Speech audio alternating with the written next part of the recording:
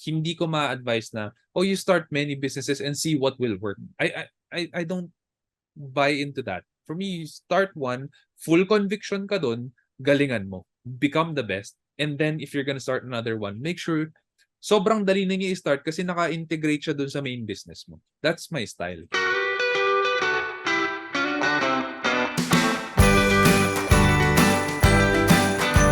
In terms of yung ginagawa mo sa business, may mga certain dynamics ka ba, system, para at least ma-minimize yung gano'n na biglang mag-collapse o mawala? Anything na ginagawa mo or your very future perspective na bago dumating yung change, ina-adapt mo na? When you look at a company's life cycle, startup phase is very chaotic.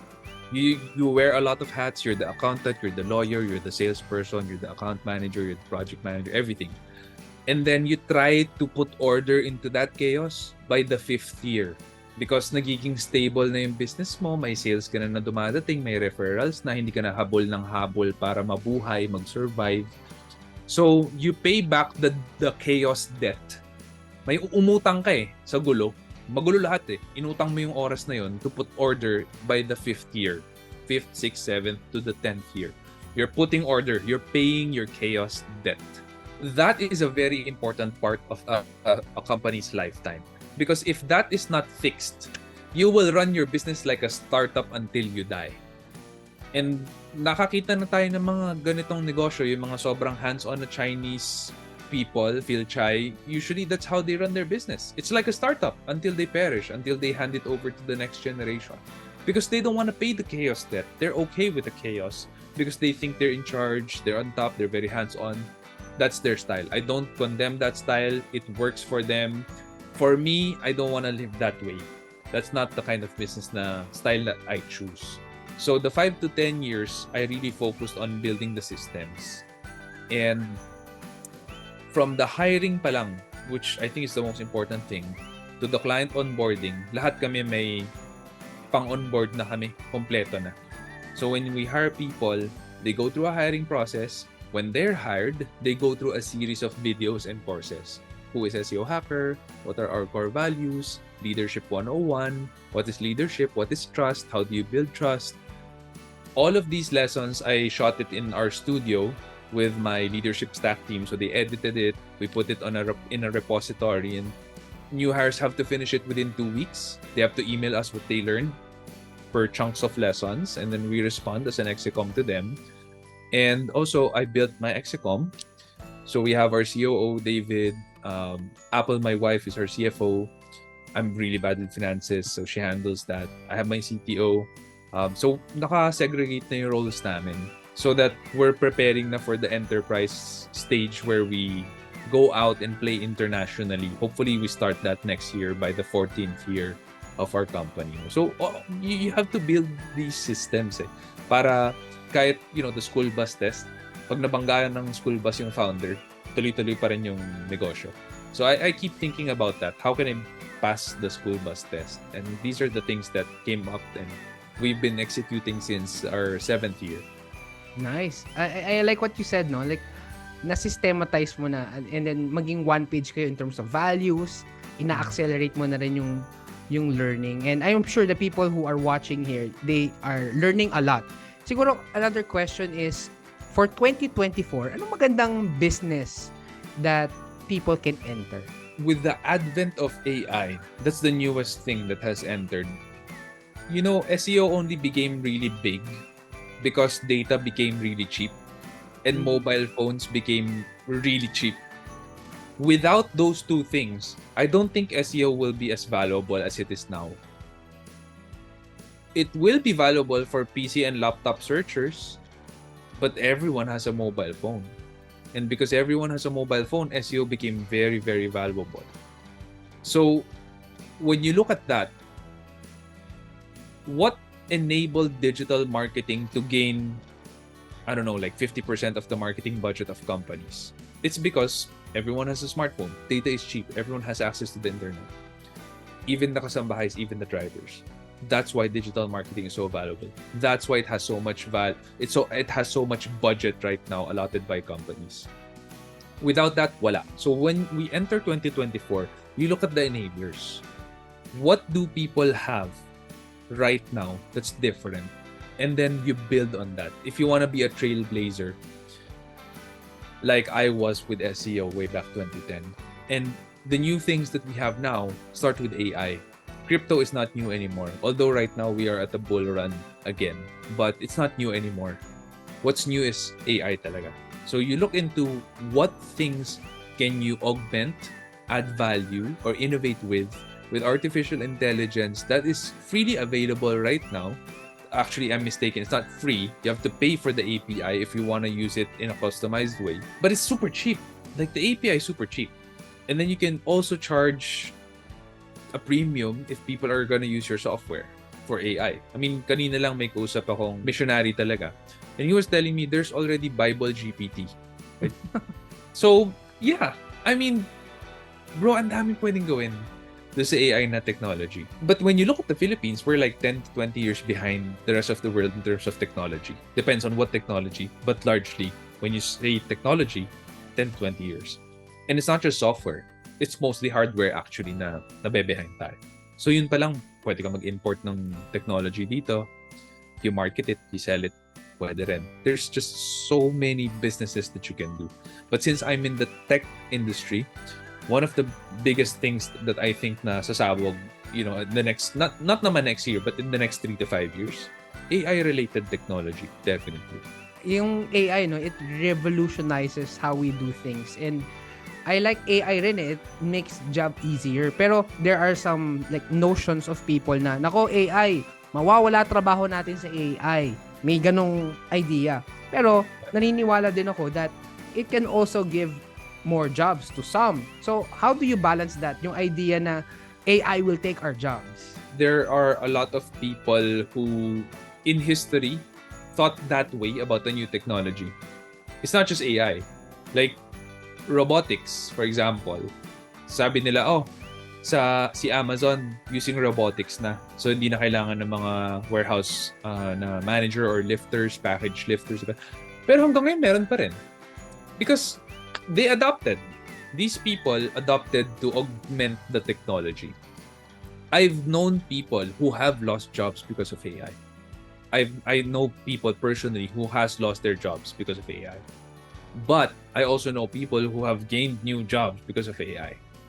So it's just about adopting, learning, balancing things. At the end of the day, if you make yourself valuable, you will not lose your work. But people who are lazy, who throw in the towel and say, matanda na ako, hindi ko na matututunan yan, then you will really lose your job. Then you will really lose work. But if you keep putting value to yourself, ikaw pa lang kanina, you were telling me, low-hanging fruit, speaking and training. AI cannot do that. And how can you do that? Because you read books, listen to podcasts, you have mentors, you have all of this value. Nakikinig ako Shansi lagi SEO hacker. Kaya ang dami, so much. Nag-overflow ako Shansi Shansi ba naman Hindi, baka Marvin careful. pareho. Pero you have so much value that people are willing to pay you to speak in their corporate event or in their event in general, sales rally, whatever it is. They're willing to pay you just for you to speak. Imagine that, because you made yourself valuable. If people will follow that route, they will never lose work. Ang ganda kasi if you just give value, people will come And ang ganda nung sinabi mo na kung hindi ka talaga nag-adapt, may iiwan ka. Because, di ba, there's an idea, what got you here won't get you there. So, kailangan talagang, as the times are evolving, you should also evolve. And maybe Yes. to some people who are watching, ayan, they're thinking, sige, magbi-business na ako. But speaking of business, ano yung suggestion mo na mag-stick to one business lang ba ako or pwedeng sabay-sabay na side hustle? Tapos kung anong pumutok or sasabayin ko or ano yung tips mo doon? Kasi syempre minsan daming opportunities and minsan kumikita naman. This is my opinion, so I don't speak for everyone. If you try to chase two rabbits, they both end up going in the rabbit hole and you end up with nothing. So for me, if you're starting a business pa lang and then susubok ka ng isa pa, mag-i-invest ka dito, magsa-side hustle ka doon, I think you're gonna end up poor in life you're not gonna make much because there's no focus, there's no depth. I always tell millennials and centennials who think of job hopping as a better way to do things, I tell them, rarely will people pay for shallow mastery, which is what happens when you job hop. People will pay if you have deep mastery about something. And they will try their best to retain you because they see you can be loyal. So medyo counterintuitive siya sa mga sinasabi sa TikTok, di ba, na mag-job hop ka kasi mas mabilis lumaki yung salary mo. But really, for me, I'm speaking from the lens of an entrepreneur. If I see a resume na parang 1 year or less lang, I just skip. I don't even look at the rest. When you start a business, for me, better to focus on it. At least grow it to like what I was saying kanina, pay your chaotic debt, maybe grow it to 10 years before you start a new business or invest in a new business. I'm not gonna say I only have SEO hacker. I have a couple of business. I'm a serial entrepreneur. I've invested in some companies, some startups also. So I love business. I love the game. But before I did that, SEO hacker had a significantly good run already. And by God's grace, we're all green all the years, 13 years. So, nakafocus ako sa SEO hacker. Hindi ako patalon-talon sa iba. And then I started some companies, but the companies I started are directly relevant to what I'm doing sa SEO. So I started Sigil, which is a creative digital marketing company. Social media marketing, graphics, brand Bible, video production. I started top.org.ph, which has a lot to do with SEO. So, ang daming directly relevant dun sa business. Kaya, hindi ko ma-advise na, you start many businesses and see what will work. I don't buy into that. For me, you start one, full conviction ka dun, galingan mo. Become the best. And then, if you're gonna start another one, make sure sobrang dali na i-start kasi naka-integrate siya dun sa main business mo. That's my style. And for me, that works fairly well. There's just so much wisdom on that, no? Kasi ang daming hype na parang, ganito.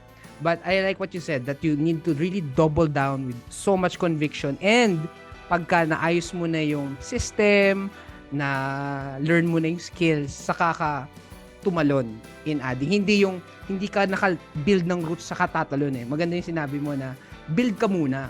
Kasi yung skills mo rin in building, magagamit mo rin sa other business. Grabe, there's just so much we learn, no, Sean? Maraming salamat. Pero Sean, ito siguro, any final words for those who are really aspiring to be an entrepreneur or maging businessman? First, lift your plans to the Lord. Because sabi nga sa Bible din na there are many plans in our hearts. Marami naman talaga. Everyone has a lot of things that we want to do. We want to travel, we want to start this business, we want to have this kind of company, we want to have kids, we want to get married at this age. There are many plans in our hearts, but the Lord determines our steps. That's in the book of Proverbs. No? I just don't remember the exact chapter and verse, but you can search it in Google or read it in your Bible. You lift up your plans to the Lord para in everything you do, you know that you will be blessed. That's very, very important. Lahat ng advice na mabibigay ko, I don't want to sound preachy or religious because I'm not. I don't consider myself as religious. But it's just so practical for me as a businessman to have a strong spirit and to follow the wisdom from the Bible. Because the Bible has a lot of wisdom sa totoo lang. Yun palang, hindi mo kailangan magbasa ng maraming ibang libro no? But I do read a lot of other books. It's just that for me, yung Bible, sobrang ganda. You have to have a strong spirit talaga to start a business. A lot of people, especially ngayong pandemic, dami na lugi, dami na depressed. In some countries, I even hear na may mga, taking their own life, which is extremely sad for me, really. Because money can be made again naman eh. You don't need to end it all. Iwan mo family mo, iwan mo kids mo. So, yun yung for me pinaka-importante. And then, when you're gonna start a business, start one where you have full conviction. Don't start just because kumikita siya. Nakakita ka na ibang tao kumikita doon. That's really a bad place to start a business. A bad reason to start a business. You might think it's good, you might think kikita ka, and maybe baka nga kumita ka, pero it's not gonna be great. And if it's not a great business, you're gonna have to fight the price war. The price war is, alam mo na, kailangan cheaper ako, o paano yung profit margin mo? Paano yung profit margin ng kalaban mo? Pares kayo, wala nang kinikita. Magiging bad na yung quality ng product or service nyo. So, yung buong industry nyo magsasuffer kasi naglalaban kayo sa presyo. Hindi kayo naglalaban sa pagandahan ng quality ng service. Hindi kayo naglalaban sa sobrang pinapasaya nyo yung kliyente nyo. Sino mas masaya yung kliyente, di ba? Parang yung industry magsasuffer. Kaya I don't like yung Me Too business, mga Me Too startups. I want full conviction startups. SEO Hacker is not a we don't really cut down on price. We're one of the most expensive, if not the most expensive SEO provider here, but we're also number one. If you search SEO Philippines, number one kami. So, yun pa lang, social proof. Number one talaga yung SEO Hacker. So, we charge, but we also grow the business. Sabi ko kanina, 5x revenue for our clients, diba? That's, ibang klase yung value that we bring then. So, and that's because I started full conviction talaga. So, prayer, conviction, yan ang kailangan. There was just so much, even me, dami kong natutunan sa'yo. And I'm sure the people who are watching, madami silang natutunan. And Sean, thank you so much. And comment below, guys, if you want Sean na makita pa ulit sa channel. Comment nyo din yung mga things na natutunan ninyo. Ako, parang ang dami kong na nakuha na takeaway. So, comment nyo lang. And also, if you have more questions, just comment it also below and we'll try to answer that in a different video. So, Sean, anything that you want to share, to plug before we end this? Yeah, so miss you, bro, Marvin. If I know you're gonna watch this, so hope you're having a blast there. If you haven't checked out Leadership Stack, for those of you watching, that's my podcast. We are going to release some new episodes, our latest camping episodes, and I talk about leadership, management, and entrepreneurship with my COO in that latest episode. So I hope you enjoy that one. We are on YouTube. Just search for Leadership Stack. When you say stack, parang stack of books or stack of papers. That's the keyword. That's our brand name. So please do enjoy. Subscribe if you like the value that we bring to the table. And we're also on Spotify. Same name, Leadership Stack. Or if you know someone who needs SEO, wants to rank their website high on Google for their keywords, we are found at SEO Hacker. Just search SEO Hacker in Google, you'll find us. For those who want to follow Sean, take notes of what he said, but also the links will be in the description. So thank you so much. Like, share, and subscribe. God bless you guys. Thank you so much. Thank you, Sean. Thank you. Take care and God bless.